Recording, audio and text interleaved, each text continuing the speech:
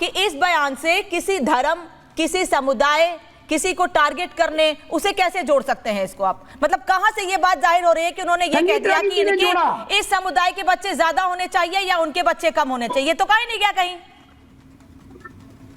अनामिका जी, RSS chief जो बात कहते हैं ना, हाँ। वो सिर्फ एक गाइडलाइन होती है, उसकी व्याख्या करने के लिए संजीत राठी जी जैसे लोगों को छोड़ दिया जाता है। अच्छा। और ये क्या व्याख्या कर रहे हैं कि हमको राइट है और आपको राइट नहीं है? ये किसने दिया इनको? ये संविधानिक नहीं हो सकता है, ये कॉन्स्टिट्यूशनल नहीं हो सकता है।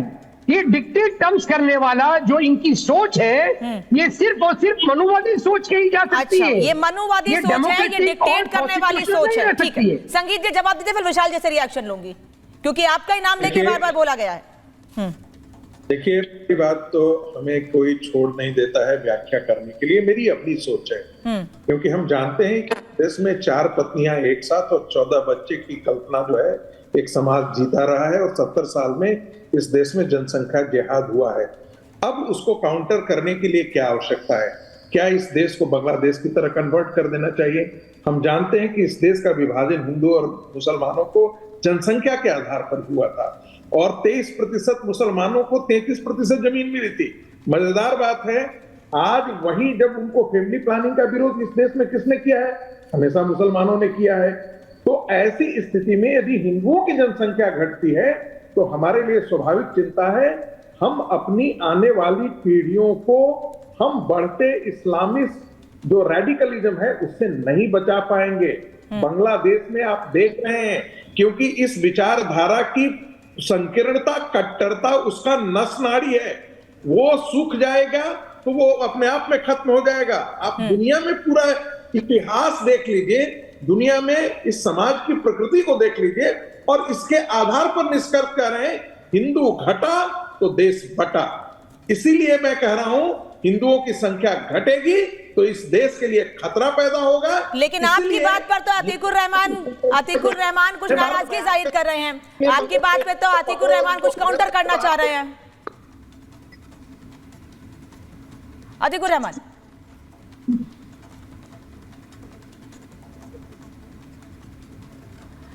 अतीकुर जी, आप तक मेरी आवाज आ रही है? आप सुन पा रही हैं मुझे? हाँ सर, सुन रही हूँ, बोलिए।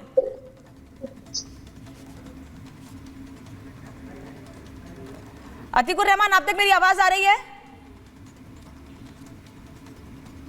शायद ठीक है, मेरी आवाज नहीं जा रही है।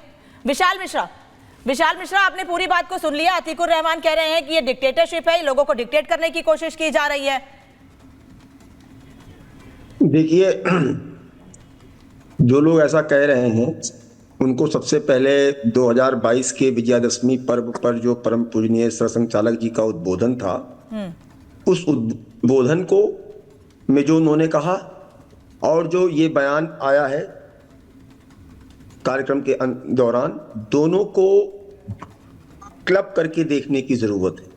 तो क्या है कि 2022 वाले उद्बोधन की बातें तो लोगों को याद नहीं है, तो मैं उनकी जानकारी के लिए बता दूं कि क्या कहा था उन्होंने कहा था कि सारांश में जनसंख्या नीति एक समग्र तरीके से बने, तमाम बातों का विचार करके बने और सभी पर समान रूप से लागू, ध्यान से सुनिएगा, और लोक प्रबोधन द्वारा इसके पूर्ण पालन की मानसिकता बने, तभी जनसंख्या नियंत्रण का माध्यम सफल होगा। उसके बाद जो उन्होंने कहा था कि सन 2000 में भारत सरकार ने समग्रता से विचार कर एक जनसंख्या नीति का निर्धारण किया था, जिसके अंतर्गत महत्वपूर्ण लक्ष्य 2.1 के प्रजनन दर को प्राप्त करना था। अभी जो 2022 तक हर 5 वर्ष का रिपोर्ट आई है, उसके अनुसार जहां समाज की जागरूकता, सकारात्मक सहभागिता, केंद्र और राज्य सरकारों के सतत प्रयासों से हम 2.1 से भी कम, लगभग 2.0 के प्रजनन दर पर आ गई है।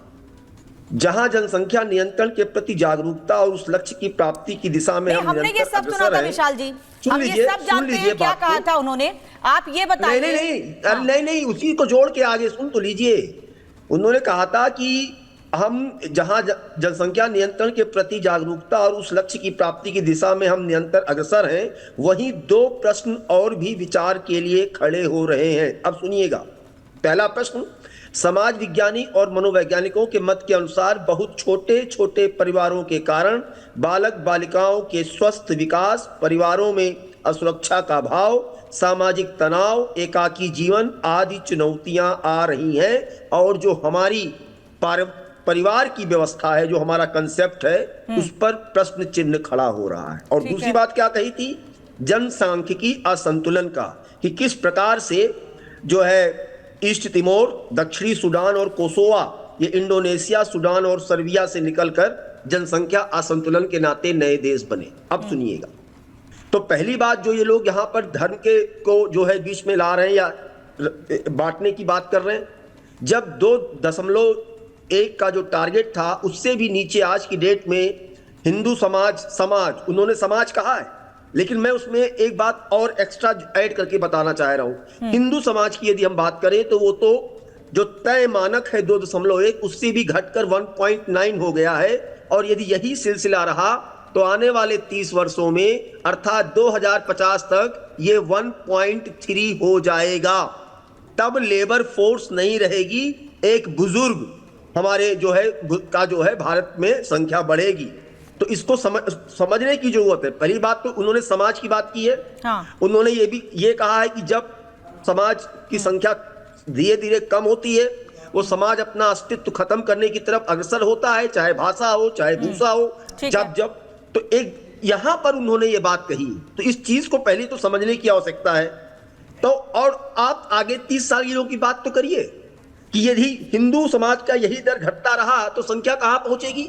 आज की डेट में यदि देखा जाए तो अगर आप देखें तो लगभग 8-9 राज्य हैं जहां पर देखिए कि क्या परसेंटेज रह गया है। चलिए, लक्षद्वीप में 1%, लक्षद्वीप में संघ प्रमुख मोहन भागवत के बयान को, आप संघ प्रमुख मोहन भागवत के बयान को समझा रहे हैं, लेकिन ओवैसी की पार्टी के प्रवक्ता कह रहे हैं, ओवैसी की पार्टी के प्रवक्ता कह रहे हैं कि ये लोगों को बांटने की कोशिश है। अब समझ में आ गया रंगरेज जी कि किस परिप्रेक्ष्य में ये बयान दिया गया है। वो चाइना और जापान जैसा भारत नहीं बनाना चाहते हैं। जैसे चीन में जनसंख्या तो ज्यादा है लेकिन बुजुर्गों की संख्या ज्यादा है। सुन लीजिए, संकेत इस ओर, जल्दी से अच्छा पूरी कीजिए सर, जल्दी पूरी कीजिए अपनी बात।